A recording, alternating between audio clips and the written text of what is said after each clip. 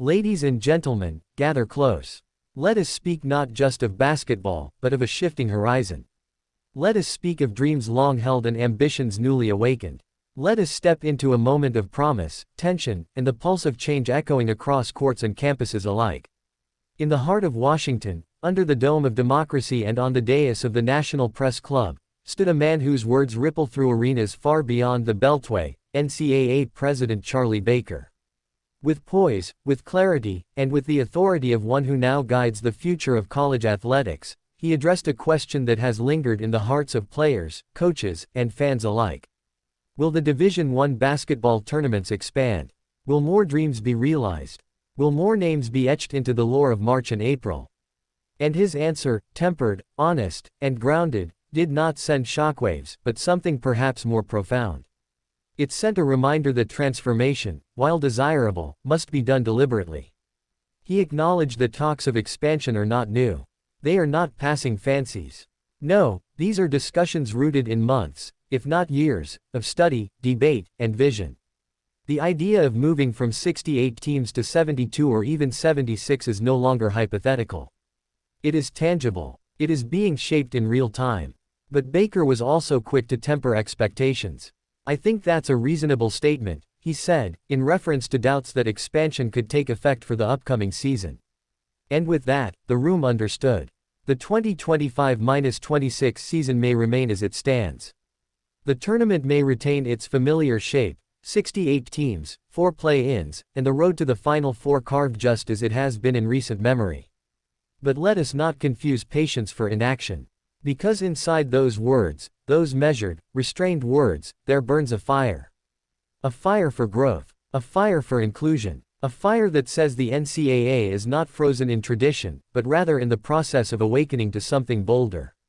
The committees that govern Division I basketball, both men's and women's, will meet again soon.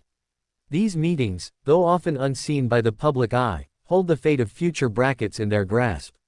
They are not ceremonial. They are consequential. And the fact that Baker referenced them, highlighted them, not as a footnote but as a central pillar in this story, tells us that the process is alive. It is not yet complete, but it is underway. Let us not overlook what expansion truly represents. It represents opportunity. For student athletes at mid-majors. For Cinderella stories waiting to rise. For coaches whose programs have hovered just on the edge of destiny. It represents access. For communities whose schools have only dreamed of seeing their names scroll across the Selection Sunday screen. It represents growth. For networks, for sponsors, for viewership, for fan engagement. An expanded tournament is more than basketball. It is a cultural event, a national ritual, that could stretch its arms wider and welcome more. Yet Charlie Baker understands the machine. He knows what it takes to orchestrate such a transformation. Scheduling logistics, venue availability, broadcast contracts, academic calendars, athlete welfare, everything must align. And so he did not make promises he could not keep. He made something better. He made the truth clear. "I think that's a reasonable statement," he said. Not because he doubts expansion, but because he respects the gravity of change. Let us also remember what has come before.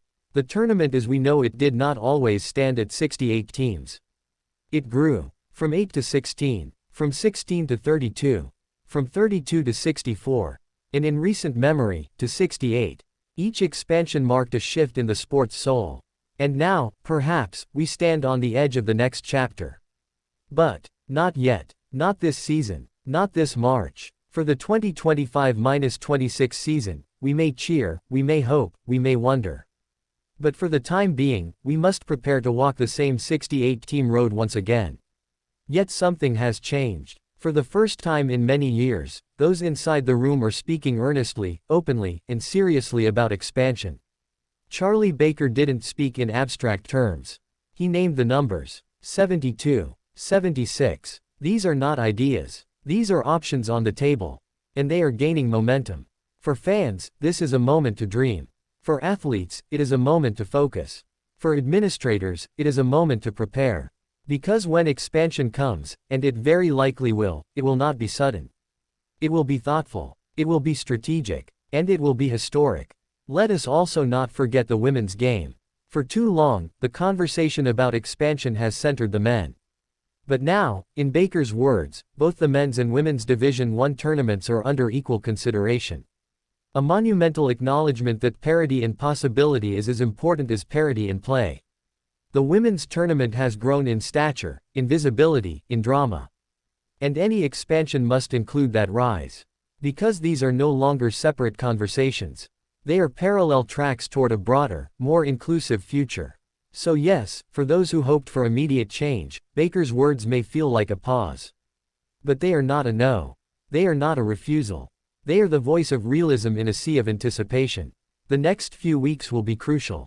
The committees will meet. They will deliberate. They will weigh options. And they will begin to shape what could become the most significant adjustment to the NCAA tournament in over a decade. Meanwhile, the athletes train. The coaches scheme. The arenas prepare. The nation waits. For in this era of college athletics, where NIL, conference realignment, and student empowerment are rewriting the rules, tournament expansion is not an outlier.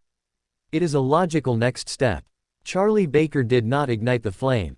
But he is fanning it. Carefully, methodically, respectfully. So let us pay attention to what is said in these moments.